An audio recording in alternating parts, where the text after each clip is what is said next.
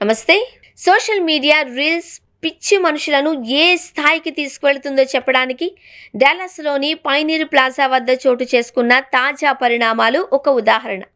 చారిత్రక ప్రాముఖ్యత కలిగిన ప్రదేశాలలో, అది కూడా స్థానిక సమాజాల భావోద్వేగాలతో ముడిపడి ఉన్న చోట మన తెలుగు యువత చేసిన నృత్యాలు, వీడియోలు ఇప్పుడు అంతర్జాతీయ స్థాయిలో చర్చకు దారితీశాయి.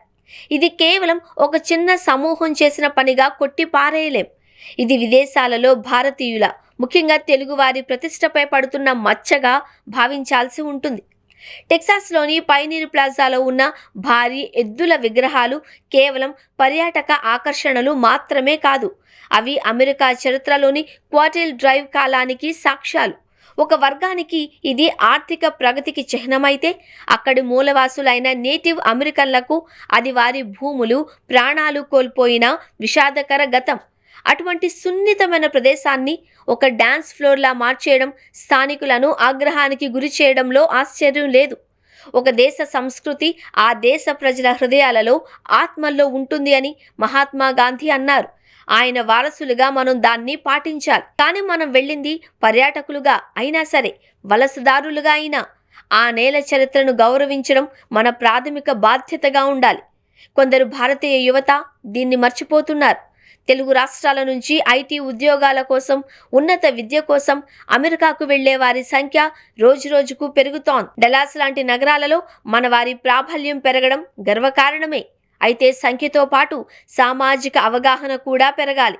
చారిత్రక కట్టడాల వద్ద రీల్స్ చేయడం వల్ల వచ్చే కొన్ని లైక్స్ కోసం దేశం గౌరవాన్ని పణంగా పెట్టడం విజ్ఞత అనిపించుకోదు.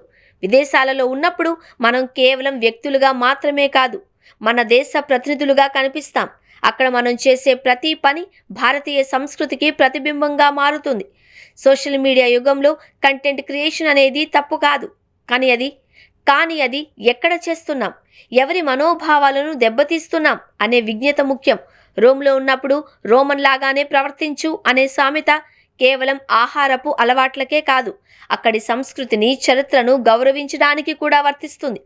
అమెరికా వంటి దేశాలలో స్థానిక చట్టాలు, ఆచారాల పట్ల అవగాహన పెంచుకోవాల్సిన బాధ్యత మన కమ్యూనిటీ సంఘాలపై కూడా ఉంది. ఇకనైనా ఇటువంటి ఘటనలు పునరావృతం కాకుండా బాధ్యతాయుతమైన గ్లోబల్ తెలుగు పౌరులుగా మనం ఎదగాలి.